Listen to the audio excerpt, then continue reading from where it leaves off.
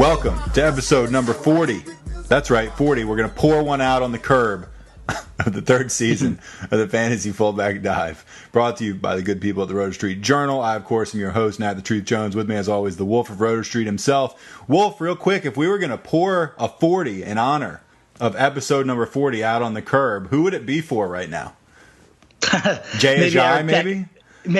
What's that? Jay Ajayi out for the season? I know. That's coming up on the stock watch that we'll talk about Jay Ajayi. I still think Darius Geis, it still kills me that guy didn't have a season this year, especially seeing how awful the running back position is. Jimmy G, maybe? Yeah. What's that? Jimmy G? Yeah, Jimmy G, exactly. There's too many already to pour him out for, but I said, Jay Ajayi, he's going to be coming up. We'll cover him soon. Damn, just a torn ACL for a guy we were hyping up pretty big and was looking like a bust already. This one maybe just puts us out of our misery a little bit earlier. Yeah, now we can always be like, well, he got hurt. He was going to have a huge second half of the season. Yeah, right. He was really ready to explode. No, it's funny. I literally, as I was writing the stock blurbs, I did a blurb on Ajayi being a stock down for his usage this week. And literally as I published it, the news breaks. Jay Ajayi torn ACL on IR. I was like, oh, perfect timing. I just wrote this whole blurb, and stock down is very stock down. You're correct. His stock was way down. In the toilet, as a matter of fact. Exactly. Completely done. So the truth has, and I'm going to refer to myself in third person at this point, so that should warn you that like you're about to get some shit talking going on. 4-0 week in fantasy. Barring a 50-point game from Drew Brees in my hometown league, I will be 4-0, which I'm pretty excited about. That's rare. Even if you're a good fantasy player, sweeping your leagues. I mean, there's so much luck involved in that. So I'm feeling pretty good. You know how it is when you're on top of the world in fantasy. It's not better. Food tastes better. The air just seems fresher. Everything's better. Hot people seem hotter. Even ugly people seem kind of hot. 100%. No, if Jamison Crowder can't pull 20 points out of his ass tonight, everything's going to taste worse for me. Everything's going to taste god awful. The music's going to sound horrible in the car. Traffic will be worse. Life will be just awful. I'll be 1-4 in a league, and that will just be the end of me. I'll be devastated. If hell were real and there was music constantly playing over like an elevator music system, what band do you think would be playing all the time? Who do you think would be getting the most play in hell? In hell? Yeah, just somewhere that was designed personally to torture people. If it's just on repeat, I feel like that. Remember that Mbop song by Hanson? Yeah, I don't even hate that. One and done. It's like, okay, Hanson, Mbop. But if you had to hear that on repeat, all the time, nonstop, I imagine you'd want to just rip your eyeballs out. Yeah, I think it would take less than a day. I was thinking they'd probably play a lot of Coldplay in hell also.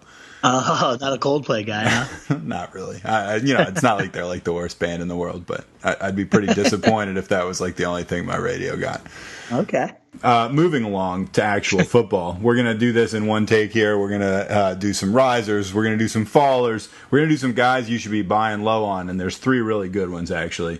Then we're going to give you a couple penny stocks. Then we're going to tell you a couple injuries to take note of, and then we're going to get out of here so we can watch the Monday night game, as is our current tradition, I guess you could say. Got a decent Monday night game coming up. If nothing else, for history's sake, we got the Saints. This is in New Orleans, or are they going to Washington? I can never remember. Believe this one's in the Superdome. Yeah. I agree. Right. Washington's going there. Kind of a sneaky game. Kind of feel like the Saints are supposed to handle it, but I don't know. I have a very hard time getting a read on Washington right now. Yeah. They stick in games. They play tough. Alex Smith has always been a good quality guy that will always keep his team active and convert those third downs and whatnot. So I'm very intrigued to see how this one plays out. Absolutely. And also 201 yards away from breaking the all-time passing record, which is kind of a big deal. Drew Brees kind of an unsung guy, even though obviously we think he's great. He's done some pretty amazing things. So we'll hopefully get this done in time for us to go and watch that game in its entirety. I know. I need it. I want Drew Brees to have a big game. I just don't want him to score 49 or more points, which seems pretty unlikely. I think the high score was 37.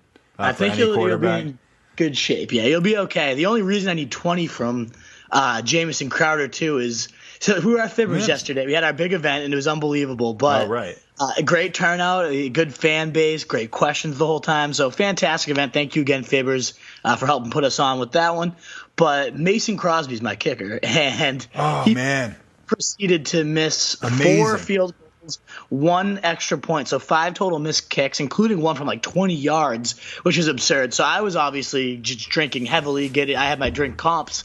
So I was just they were flying down the sin rims, the mixed drinks, whatever it might have been. Right. I was putting it all down like crazy. So by the time he missed his 4th one, I was sitting next to CJ, and the girl, my girlfriend that I'm seeing right now, is sitting kind of next to us, and she overhears me. I just go to CJ, I was like, I would literally actually murder Mason Crosby. She goes, you wouldn't actually kill him. And I just turned to her, I just go, I would cut him into little pieces.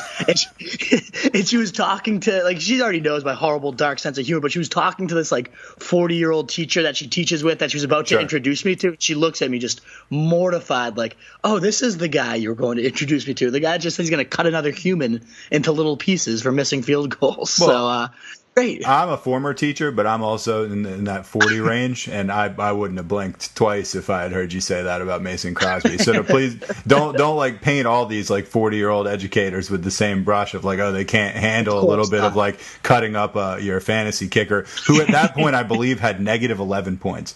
He was Johnny Goodtime's kicker as well, so I was enjoying sticking it to him. But like, I hope he's what a shit show! About that. Oh my god, that was awful. It's the worst thing ever. It's the worst. It's like the worst game. I said in a post on our message board, and I know we're sidetracked here. I talked about how efficient this podcast was going to be, but I said the equivalent day for Mason Crosby, if he were like, instead of a kicker, if he were like Dr. Mason Crosby, would be like, you operate and see like 7 patients, they all die. Right. Then you like run in and like to the lobby and you sexually harass like 3 nurses. Then you pound 6 beers, throw up on the counter, and then run and pee in the stairwell as the hospital supervisor's walking up the stairs. That would be the equivalent game if you were a doctor. Might not even cover the horror show that was. Right. Awful. It might even been worse. Right. And then I guess since he made a field goal near the end, I guess then maybe like you go in and like you take someone's blood pressure and they don't die. Right. You put a Band-Aid on. Right. And you're just like, see, I know. I'm a doctor. I know what I'm doing. Good. Yeah, what are you I'm talking about? This guy's alive. Anyway, I digress. We're going to get right into risers. Mason Crosby, if you're listening, usually I say, like, if you're listening, we'd love to have you on the show. We don't want you on the show. No, unless you want to be put into bags. No, we don't want you on the show. We don't. You're the first player in the history of the NFL that we are actively saying, not welcome. You can't come on. No, not at all. You can't come on. For your own safety, don't come on. Right. Our listeners are the real deal. Here we go. Risers, Broncos running backs, Phillip Lindsay rising, and then Freeman, it seems like they're going to kind of have to go hand in hand on this, is falling. I got to say, when I see them play, I'm surprised every time I do. I like what I see out of Phillip Lindsay. Absolutely, yeah. He's crushing it right now, and this is the only time he's been out-snapped or out-touched by Royce Freeman right now, Phillip Lindsay, is when he got ejected for punching a guy in the face. So Phillip Lindsay, every single game he's been active, has out-touched, out-gained, and out-snapped Royce Freeman. So moving forward, who is that featured back? It seems very clearly it's this undrafted free agent out of Colorado. You watch him play, he runs with a 4.38 40, and it really translates onto the game field. You see his feet, they just rapid fire. It's unbelievable the way he moves, the lateral quickness too to make people. He's not a big guy at all. Not big at all, but he stops on a dime, zips into the end zone. So he's really outplayed him. It still is kind of a 3-headed nightmare because Devontae Booker is like a mosquito kind of lingering here, sucking out receiving value from both backs. 5.59 line this weekend. But ultimately, it's the Phillip Lindsay show. He's had about 15 to 20 touches every single week.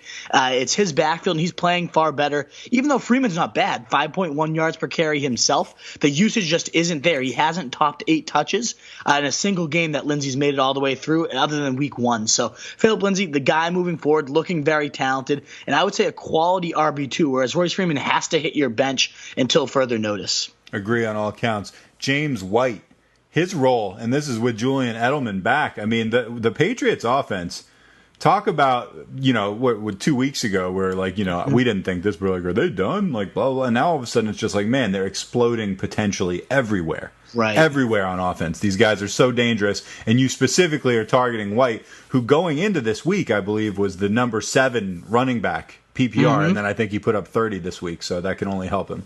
Right, absolutely. He's crushing it in standard and half PPR and full PPR. It doesn't really matter. I think he gets this pegged in as a PPR guy because, of course, he catches a ton of ball. He's fresh off a 10 catch on 14 target day. That's a lot of yardage, too, though. That's a shitload of yards, 77 yards and a TD. He scored in every single week other than week 2 against the Jaguars, and even then he had 85 total yards and a bunch of catches. So the guy's been getting it done every single week, and it's not just PPR formats. And this one was huge because it was with Edelman back. It's with Josh Gordon starting to get more comfortable in the offense. It's with Gronk was on the field. So this was a full of a weapons cabinet as you can get, and he still was by far and away Tom Brady's favorite target. Ever since Rex Burkhead went down 2 weeks ago, Tom Brady said, we need James White on the field more. We got to target this guy more and get him more involved.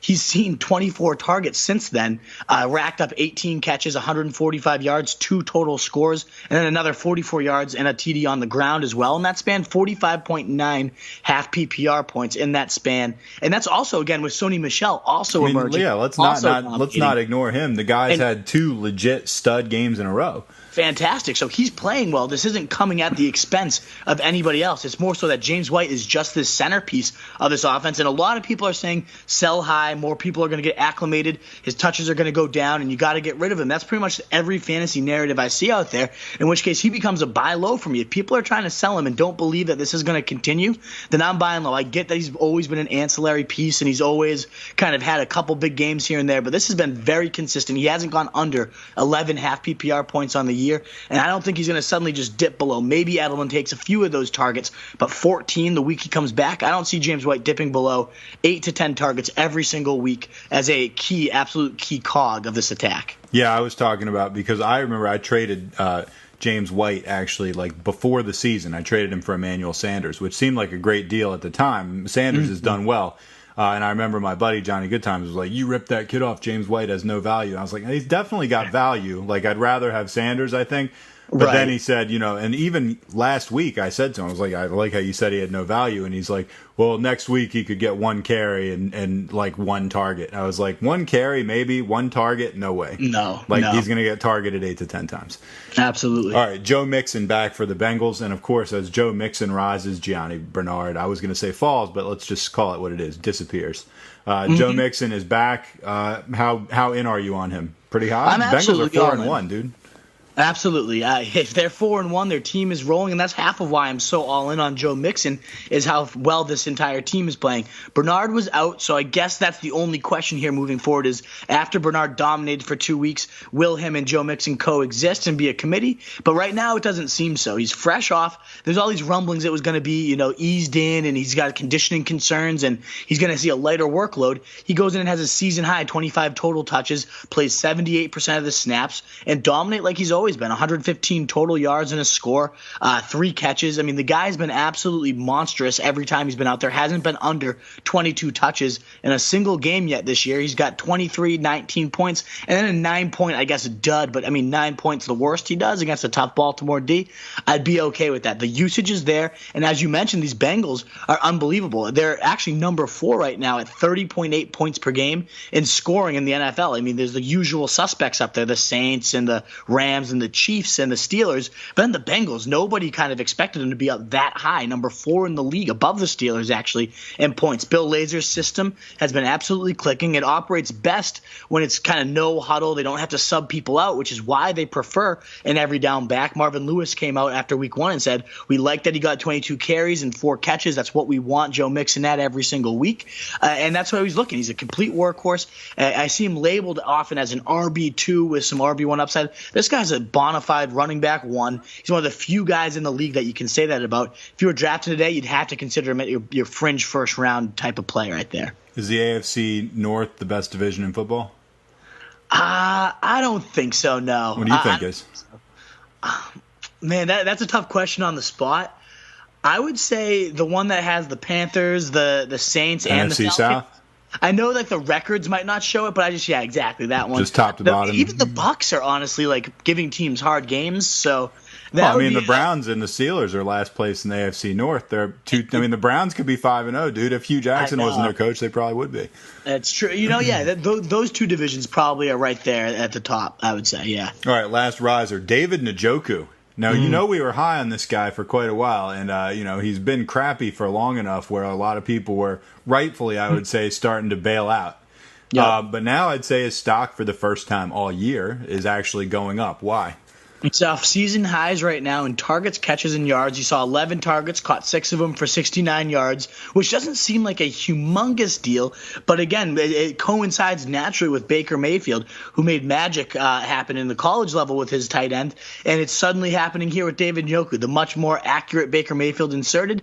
And he's suddenly up to 111 yards and 18 targets in his last 2 weeks. That's very solid at a position that's so injury-riddled, that's so inconsistent that you can't find a guy that sees a steady path of volume. That's huge for Njkou, this athletic freak. He got plagued again with 2 drops, which is unfortunate because he could have had an even bigger day, probably ripped one into the end zone, unfortunately. But the thing I love about Njkou, again, the usage is getting there, but his schedule rest of season is the easiest by far among tight ends. You look at it, there's 10 more games in the season, and 8 of those 10 games he's facing a bottom 8 team versus the tight end position, and the only 2 that are above the top 8 at defending the tight end are Chargers and Falcons, who are both, whether they defend the position decent or not, they're both potential shootout games. So I like everything about his schedule, his usage, the way Baker Mayfield targets him. He's, to me, the clear number 2 in this offense right now, especially Higgins is now banged up. Callaway's on the decline.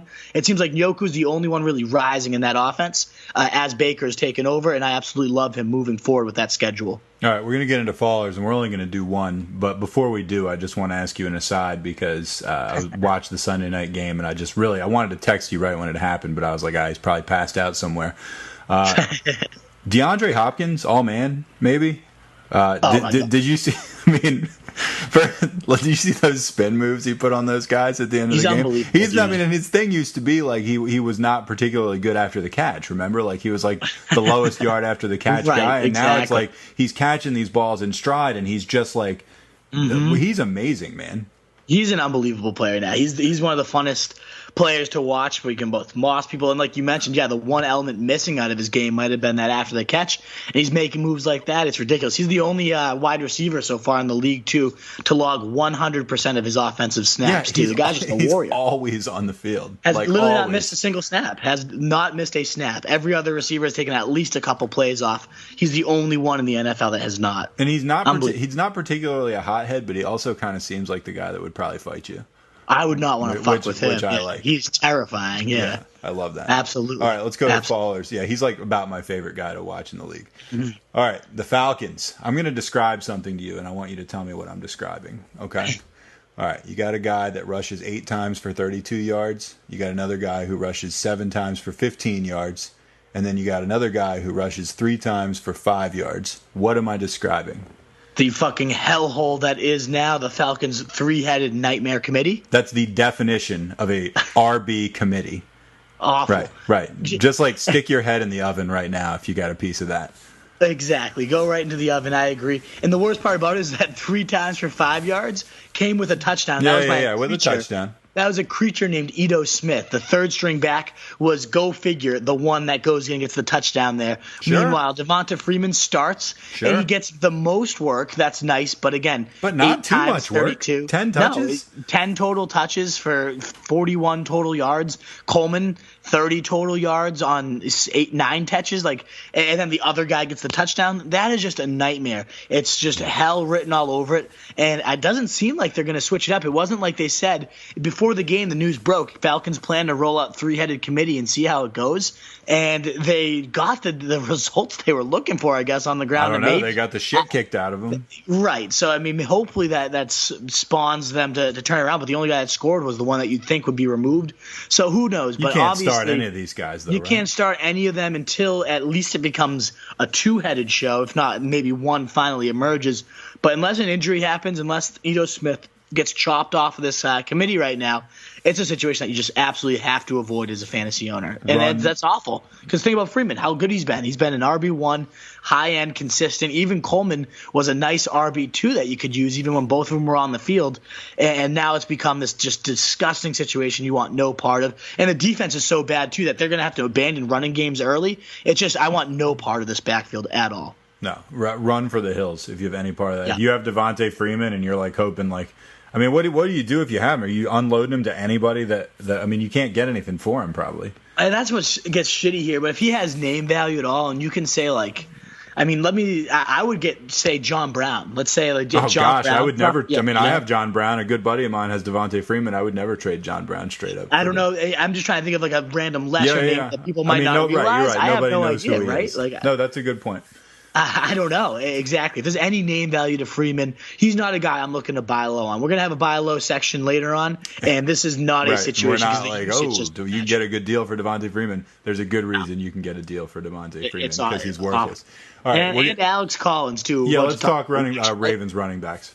Go. Let's do absolutely. One. It's similar to the Broncos situation, whereas we wanted to highlight that Lindsey was rising, and obviously Freeman was the faller here. This case, Allen is rising and Collins is falling, and not that either of them are particularly attractive, but this is now the fourth week in a row, 4 out of 5 weeks, Alex Collins has been outsnapped by Buck Allen. He gets all the receiving work, and this week, usually, Alex Collins actually outplays him, gets more yardage, but this week for the first time, Alex Collins was actually outproduced by Buck Allen too. And I don't get it because every time you see him touch the ball, Allen doesn't do anything with it. He averages under 3 yards a carry. He averages under 7 yards a catch at 6.8. And neither of those measures go up to what Alex Collins is doing, but they insist on making a committee. John Harbaugh came out today and says a fresh running back is a good thing. We need to spread the load. And so it doesn't seem like this is heading anywhere other than dreaded committee. And this offense just isn't good enough for 2 running backs to sustain and have consistent, decent value. It's not like a Saints, obviously, where you can have 2 guys and they both have value. This is not one of those cases. So, unfortunately, Collins at this point is no more than a flex at best. Buck Allen, a guy, I guess, that you can trust in your flex, too. I value them pretty similarly. And coming into the year with Collins being a late 3rd, early 4th rounder, kind of high-end RB2, he's been one of the biggest fallers in terms of draft value from the original day. And it doesn't seem like it's heading anywhere but further down, especially Kenneth Dixon is going to return in a couple weeks too. It gets even more messy. If there's any, similar to what we were talking about with Freeman, if there's any name value to Collins, then I'd say get rid of him right now too. Yeah. Would you trade Alex Collins, or would you trade John Brown for Alex Collins and Devontae Freeman? I might do it for both just because I feel like at least one of them at some point might spark. It would obviously depend on my running back depth and my wide receiver depth and all that stuff when it comes to trades, but both guys, yes, I think I would. Okay. I'm not sure I would, but I respect your response. All right, Let's talk buy low. We got 3 good ones. Le'Veon Bell, the first one, coming back week 7, which I believe is a bye, so I guess we'll see him on the field week 8. For fantasy purposes, you're talking about the last 5 weeks of your season and the playoffs, if you're lucky enough to get there and the guy stays healthy. Mm-hmm. Buying low on Le'Veon, I mean, that makes sense if anyone's selling low. Right, exactly. And at this point, his owner's probably not selling low. I kind of wrote this article going into last week where if the owner didn't have James Conner, it's kind of 1-3, 0-4, and you're sitting there with either James Conner or the backfield depth to kind of eat this, then absolutely you buy low on Le'Veon Bell right now. This is a guy that was very consistently labeled the number 2, number 1 pick in fantasy drafts before obviously all this holdout shit happened. But man, this guy is as freakish as it gets. He's clearly better, and this is hard to say because James Conner's off of I think 185 total yards, 30-something point fantasy day. So I mean, he's coming off a beastly effort. But Le'Veon Bell's still 1,000 times better. He's still 100,000 times the athlete that James Conner is. So if you can get Le'Veon Bell on the cheap right now, I did in a league, let's say, I just traded Mark Ingram and Chris Thompson. Not cheap necessarily, but I had the running back depth. I have Ezekiel Elliott. So I'm going to be able to roll out Le'Veon Bell and Zeke come the end of the year. The only worry is today a report came out that they might try to make it a committee between Bell and Conner, and he kind of mentioned that Bell doesn't want a full workload because he doesn't want to get hurt. But I don't buy that. Bell wants to put on some quality tape. I don't buy that for a second. No, I think the Steelers are going to not have him, and I think they're going to run him into the ground. Absolutely. That's exactly how I view it. Is we got 8 more games of this guy. Our season's kind of in flux right now. Let's get as much as we can out of Le'Veon Bell before we get rid of him. He's going to be fresher. He's going to be hungrier, angrier than anybody else on the field trying to earn that big payday. I think you get Bell for your stretch runs, and you're looking in some fantastic shape. Especially, again, I have Zeke and Bell coming up. You can get like Gurley and Bell. It's worth cutting 2 kind of depth running backs. Again, Ingram Thompson was what I traded for him, so that's kind of a measuring bar. Not a light price, but still I think long-term could turn my team into just an unstoppable juggernaut. That's a great deal for you. I mean, a great gamble. Not a huge gamble, great gamble, great upside. Who knows what Ingram's going to be. That's a great deal. Mm-hmm. Rob Gronkowski, a guy who was one of my keepers in my hometown league and has not been lights out by any means. No. I think the way that the tight end position is, I want to say in PPR format, he's probably the tight end 5 or 6, believe it or not. So, I mean, it's not like he's worthless, but he's not Gronk. No, Gronk is the just league separating edge that you gain from him. You know, what Travis Kelce's been providing owners all year, what Zach Ertz, fresh off a 10-catch, 100-yard day, has been providing owners. Eric Ebron even these days, my good God, against the Patriots we saw it. That's what you expect of Gronk, is to get you this humongous edge at, especially in 2018, a ridiculously tough, impossible even to predict position right now with injuries and production. You'd think Gronk would be a guy that's just blowing it up and making a humongous edge for the guys who own him, when he hasn't so far this year. He's been either banged up or the offense as a whole is just really stagnated against both the Lions and the Jaguars. But where some people are now saying you got to abandon ship, he hasn't been producing, and now all these other guys are coming into the offense with Edelman and Gordon.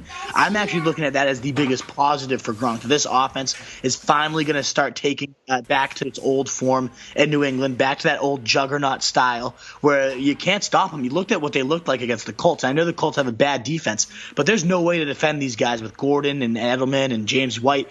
And what that means is more red zone looks for Gronk. And when you can't double, triple cover, when they didn't have these weapons, Gronk was getting tripled. So now that you can't even double the guy because you have all these weapons, I think he's going to find tons of room in the seams and the red zones, all that stuff moving forward, and he will be that league-winning kind of advantage that you haven't gotten yet. So if you can kind of steal it from his owner and buy low and get that type of stability at such an unstable position, I would absolutely be going after Gronk in trades right now. Yeah, I'm not that discouraged by what I'm seeing from Gronk, to be honest. I'm 3-2. And Gronk hasn't done anything, and that makes me feel great. He's not hurt, really. He's not, I mean, you know, I'm treading water. I feel actually pretty good about it. I'm just kind of like, this guy or these other guys blow up, my team's going to do really well. If you've managed to hover kind of around 500 up to this point, putting a lot of stock on one of these guys, I think you're in good shape. Yeah. Let's talk about Dalvin Cook. This one is a little, the first two I'm with you 100%. Dalvin Cook, man, I'm just not sure what I think about Dalvin Cook moving forward. Give me your thoughts on why he's such a great buy low. Well, it's one, the matchup coming up this week is facing Arizona, again, the worst defense by far in the league against the run. They're about to give up 200 rushing yards to Matt Breida, who we're going to talk about shortly. Unfortunately, he went down, but all season, this team has just been the jackpot matchup for running back. So it's the ultimate, like, get your season back on track type of matchup. They rested him this week. He was, close to playing with that hamstring. I'm glad to see him sit against a tough Philly run defense. Gives him another extra week to get fully healthy, warmed up for this juicy matchup where I think he'll just explode and kind of spark the rest of his season. He's looked like he's rounding into form. Just struggled to find that usage, but this offense does nothing when Latavius Murray is in. He's been very underutilized, Cook has, as a receiver so far, and I think just coming into this perfect matchup with a nice, soft rest of season schedule, the guy's been breaking tackles at a great rate. He's kind of the tape looks like a solid Dalvin Cook. Just finally gets fully healthy, hopefully coming off this nice resting kind of 2-week period.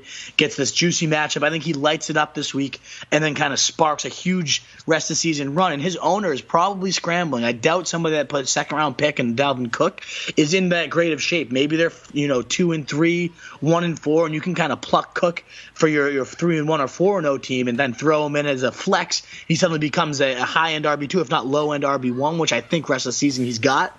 That's what you try to do when you buy low, and I think Dalvin Cook will absolutely be that for owners. All right, let's talk penny stocks. Robbie Anderson, if you're anything like me, you loved him, you drafted him late, you were smug about it, and then you immediately dropped him going into this week because you picked up somebody that you thought maybe was a better lottery ticket, and then he had 3 grabs for $120 and 2 touchdowns, something like that. Yep. I mean, it's tough for me to say. Obviously, that's always been there. Yeah. I mean, he had one of those in week 1. It was all he had. But his production, last 2 weeks have been like 2 points, 3 points, 3 points in fantasy. We know he's a deep threat. We know he's really good. I feel like there was like 5 weeks last year where he was like one of the top 5-6 receivers in the whole league fantasy-wise. So, I mean, I don't know. How excited should we be about this? There still wasn't any volume. I mean, we've just saw the ability to make the big play. I mean, is the thinking Sam Darnold is getting his legs under him and this could be a serious... connection. The other side of that, by the way, Quincy Enunwa, who'd been their lead guy, 0 fantasy points yesterday. I think you brought up all the points that I wanted to make here. Okay. Sorry to steal your thunder, Wolf. No. It's all good points because you asked the right questions there. One, Darnold, I do think the training wheels are starting to finally come off. They've only averaged 3.8 deep shots per game, which was right at the bottom of the league right now. And he connects on 2 deep bombs with Robbie Anderson this game. I think moving forward, they made a concerted effort this week to take the deep shots more often. It clearly worked out. You got to imagine with that type of success, they keep going. And then you mentioned Quincy Enunwa. He had the same amount of targets, 5 targets, caught exactly 0 of them, and it came out that he's dealing with kind of a hand injury, and it's just been bugging him real badly these last few weeks. So then you got him fading a little bit, them needing a weapon to step up, and Robbie Anderson's the guy they go to, and man, he produces with 123 and 2 TDs on only 5 targets. So if that volume increases because Anun was a little bit unhealthy, a little bit unsure, then the upside's just even bigger. So I think in terms of them taking the training wheels off Darnold, in case of Quincy Enunwa being a little bit banged up and them needing someone to step up, like you mentioned, we saw right around this time, at week 7 to week 13, when Robbie Anderson hit his stride, he averaged over 20 fantasy points a game, which is insane. It's a week winner type of guy, and if he can find that stretch run again, we know he has it in him because he's done it again. They said coming into camp, year 3, he's looking more complete. He's looking ready to explode. Obviously, we haven't seen that quite yet, but the hype was there. The ability's there. He runs a 4.3, 4.40. I mean, that's all there, and we've seen the production. Now that it's finally happened again, could it spark another stretch run? I'm certainly willing to put in some waiver wire money and find out if this guy can find some consistency because it's been dominant in the past when he has. Let me ask you this. The guy that I dropped, or the guy that I picked up when I dropped him, Kiki Coty for Texans. Oh, Cutie is how you actually pronounce it. I got some shit. Yeah, I didn't realize Kiki that. Cutie. Little Cutie, yeah. What do you think? I mean, I've gotten him now. He's had 2 good games in a row. I probably would not cut Kiki for him. No, I'm not going to. I like Kiki. I could see him surpassing Will Fuller. I know that's sacrilege for some people. Oh man, don't even say something that disgusting. Come on now, you know I'm a Will Fuller. Yeah, but what did Fuller do? What did Fuller do this week? I know, quiet week, still getting that hamstring right. But no, I would not cut QT for Robbie Anderson. I'd rather have him. I agree with that drop. So yeah, I would too. There, but if you have some trash, you can cut for Anderson. Well, I got Amari Cooper. How's that for some trash? Oh my good God! I got him to keep burning a hole in my bench right now. Other than I mean, does he even deserve to be on the fallers list, or is he just like such crap that like he's like looking up at the fallers list? I think you can just copy and paste whatever you write about him. 1 week is a boom, 1 week is a bust. Like you can just literally just put that on repeat. It's awful. I can't stand it. So are you expecting him to be a boom this week? Yeah, I think you better play him this week because it's every other week it seems. So yeah, you might as well get him in your lineup, right? He's awful. He's just absolutely awful, unusable at this point. Another penny stock, Deontay Foreman. This is a guy we were high on in the past, like even last year and stuff, and has not quite worked out due to injuries, other issues. Why do you like him now? Just because Lamar Miller's terrible? Yeah, that's a huge part of it. Lamar Miller's been awful. He's already losing a ton of snaps to Alfred Blue. Alfred Blue outplayed him this week. I know Miller was active, but not really active, kind of an emergency back. And we already saw Blue have a more productive day than Miller's had all year. And Blue is just another guy. Blue's so both of those guys. Neither of those guys worry me. Neither of them are great talents. And as you mentioned, we've always liked Foreman as a runner. Guy's a big body at 230, 6 foot, but he has some really good speed for his side, gets down the field in a solid pace right there. Doesn't run as big as he probably should given how big he is, but he's got great lateral agility for a man his size. And when he went down last year, when he suffered this Achilles injury, week 11, he was off to his best day as a professional. He was up to 10 carries, 65 yards, 2 scores, 3 catches, 15 yards, kind of came out in that second half as the featured back and really took over and sparked the offense. And then unfortunately, of course, as he gets going, tears his Achilles and has been out ever since. But it looked like they really wanted him to be the guy, and Miller's given them no reason to not see what Deontay Foreman can bring to the table once he returns. Every report saying by week 7 he's going to be ready to go, full health. So at this point, only 20% owned. He was only 5% owned going into last week. I picked him up, and then a report came out on Thursday that he's going to be back for week 7, and everybody goes and picks him up. But still, out there in 80% of leagues, I really like Foreman as a stash right now, especially for the running back needy. If he takes over that featured back role, which he possibly could, got a strong nose for the end zone, and a Deshaun Watson-led offense, who he finally looks like that quarterback one we really had at the top of our board going into the year. This offense is explosive. Nobody's in the backfield stepped up to take that juicy situation. I think it could be Foreman come week 7. Yeah, I don't think you're wrong. I don't know how long they can keep going with the just pedestrian backs they have. They're lucky to be 2-3. Yeah, they're a good 2-3 team, I would say. Mm-hmm. But man, like every game's been interesting. They should have lost to the Colts. Total chance they should have lost to the Cowboys. It's like they just don't. How many times did the Houston Texans kicker kick a field goal from like inside 3 yards yesterday? 3 times, I think. I know, and that's where Foreman comes in, right? Maybe that's where they get a running back. You gotta be able to score there, man. Pound it in, right? I feel like it's just. I mean, I feel like they no RB, but also I feel like the play calling's terrible. I think their coach is really bad. I really pull for the Texans, but man, oh man, that guy's a nightmare. I know. All right, injuries to cover. We got 2 of them. Although Jay Ajayi, I mean, we're going to add him to the list. So 3 of them. Let's lead with him, man. Let's lead with Jay Ajayi. Because he was going to be a faller, and then he went from dreadful inconsistency to torn ACL. Let's lead the injury report with him. Absolutely. So torn ACL broke today, unfortunately, just a couple hours ago. He's going to be done for the year. He's already was dealing with some back injuries as well. And it leaves you with a very uncertain depth chart here. Wendell Smallwood's only 4% owned in leagues. I imagine he'll be among the highest owned guys in terms of waiver wire activity this week. But Corey Clement also only 23%.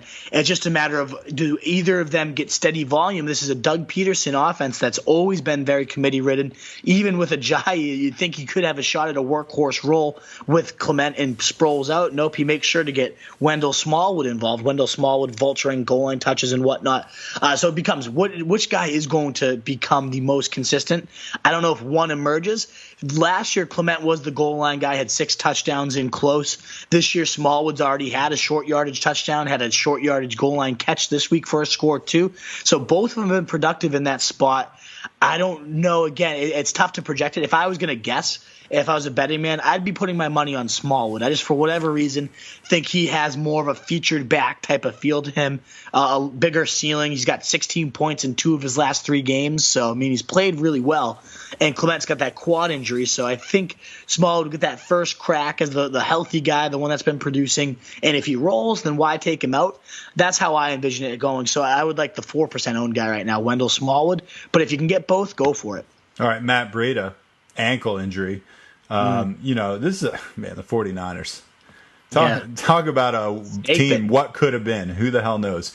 Anyway, Breida's out for how long? Is it the year? I mean, it seems serious. It looked real serious. I thought it was a season ender come the game, but the report so far suggests it's just a mid-ankle sprain. He's only likely to miss 1 to 2 games. So, I mean, the way he collapsed, the way he was screaming, you'd expect it to be over. But no, I guess it's only going to be a 1 to 2 game. They haven't even ruled him out for week 6 quite yet.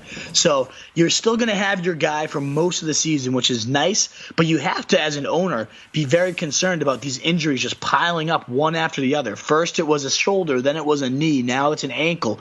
And the guy just can't seem to make it through a full game without at least missing some of the game, if not all of it. And that has to be concerning as a long-term owner. You got to think at some point the season ender is coming. It just makes you nervous for all those warning signs. And it sucks because this guy has been really good when he's on the field. I mean, he had 61 yards and a score in just 1 quarter against Arizona this week. He was looking on his way to another 152 touchdown style day. He was Grant Cohn thought he was going to be the guy a year ago.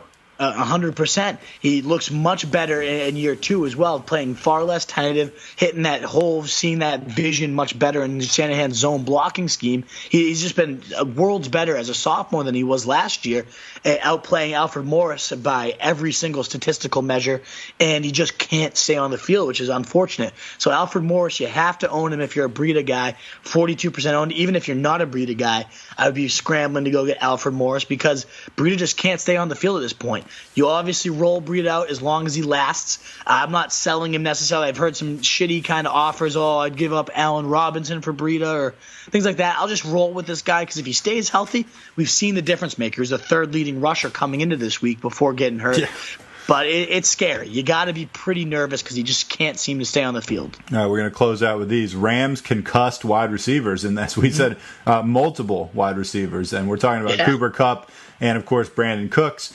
In theory, you would think that would elevate Robert Woods to wide receiver 1 status. Now, there's a lot of points to go around. I'm pretty sure all 3 of those guys are top 20 fantasy wide receivers. Maybe even top 15. All 3 of them. Maybe even all. Maybe I know Woods and Kupp are. I assume Cooks is as well. I'm pretty sure you're right. 15 is probably more realistic. So there's plenty of points to go around. My question to you is this. Robert Woods, does this tend to like make you think the next game he's going to see a ton more action? Do you think he may get shut down because he's not maybe a true number one guy? He's going to draw more attention, or do you think we can look at just like a lot of Todd Gurley? I think it's a combination. I do think Robert Woods can carry the offense. They're just so creative in how they use him and all their receivers. They'll scheme ways to get him open. And I think he just dominates as he has in their absence. He really started to step up there. I think he had 93 receiving, 30 or something rushing. So they use him in creative ways, and they'll continue to do that. I would say Todd Gurley show, absolutely, just maybe even a little more uptick in receiving usage from that crazy amount he already sees. So Gurley even more of a cheat code whenever these two are going to be out. It looks like Cooks will probably miss at least 1 week. Kupp could be back. His wasn't as bad. But if both are out too, the other guy you got to look at, 0% owned, but Josh Reynolds. I mean, this offense is so explosive. The second most points in the league behind only the Chiefs right now, scoring 34.3, I believe, points per game. And I don't think it just suddenly stops because they're missing their top two guys. Maybe it slows down just a little bit, but Goff is dealing. Gurley is such a monster of an engine. And then you got Robert Woods on the other side. I could see Josh Reynolds being a monster for however long you can stream him. If he's that number 2, I could see him being a top 20, top 15 guy for the weeks that lasts. So, yeah, Josh Reynolds, 0% owned, should absolutely be owned by anybody that had Kupp, that had Cooks, or that's needy at wide receiver right now for sure. And Josh Reynolds, if you're listening, unlike Mason Crosby, we'd love to have you on the show. We don't care that you're 0% owned. Like, we think you're the real deal. We're saying right now you're a Hail Mary for us. So come on the show. He's rangy guy, like a long 6'3", good speed, good after the catch. He had some big games last year when receivers missed time. So I really like Josh Reynolds. I think he could have a monster game or two mixed in here if these guys are out. But I do want to reiterate, Mason Crosby not welcome on the show. Never. Right. We will literally turn you away. The Salt Man will get security, Roto Street Journal security on you and escort you out. He'll get thrown into a dark room and some bad things. He probably won't make it out of that. Right. He'll find the intern's corpse and exactly, and know what his fate is. Yes. Right. And he'll be like, well, I guess this is going to be me in like 6 months. Anyway. Let's talk about social media you might want to pump up. That's about it for the pod. Let's go watch this football game. What do you got to say? Obviously, let's go watch Jamison Crowder get 20 points tonight, baby. You talk about food tasting good and life. Will you buy a Jamison Crowder jersey if he gets you 20 points? Oh, my good God. I don't want to commit to that, but... Come on, if he gets you 20 points. Is this the Fez League you're in trouble in? Yeah, this is the Fez League. Dude. This is huge. What's your record right now?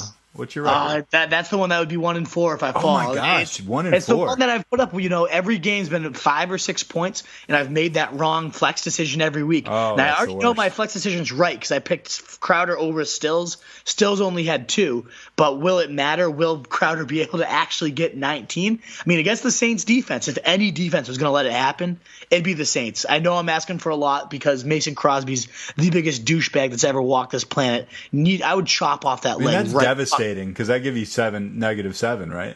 It was awful. I don't think I ended up getting too many negative points out of it because my scoring doesn't discount. Like I said, Johnny Goodtimes was riding -11 points at one point until the last. I mean, I think he ended with -7. That's just so bad, dude. Oh man, we're not that ruthless, but yeah, it's a tough hole to be in. I bench Shady McCoy for Montgomery the 1 week that Shady's useful, and I bench him, of course. Montgomery was awful. He got like 4 points. It was terrible. I know. It was a bad decision. Last minute, I was like, I can't do Shady again, and he gets 11. So that could be the death. So you need to get a Crowder jersey if he gets you 20 points. Maybe a Crowder tattoo even. Maybe a big tattoo across your chest of just Jamison Crowder, like something like that. Sounds good. Yeah, flames in the background. Right, that's a verbal contract. I think that's enforceable in a court of law. All right, what's your social media, Wolf? I'm Roto Street Wolf on Twitter and Snapchat. Hit me up personally for any questions you have. You can find everything else for the main site, Roto Street Journal on Instagram and Twitter. Is Roto ST Journal, Facebook, Roto Street Journal. That's where we do all our broadcasts. I have a live show tomorrow where I do my ranking rundown, so tune in for that. Tune in Sunday for the Fantasy Tailgate, all that good stuff. And you can find, again, Roto ST Journal on Twitter as well. And then, of course, this is the Fantasy Fullback Dive. If you like what you heard, we'd love any type of subscriptions, reviews, all that good stuff. It means the world to us. So please let us know how we're doing. Let us know if we can do any better and help this show continue growing as you guys already have. That's what the Wolfpack is here for, baby. That's it. Thanks a lot. My name's Nat the Truth Jones. And I'm the Wolf. Good luck to Crowder and good luck to everybody in Week 6 coming up. Later, guys. We used to have it all.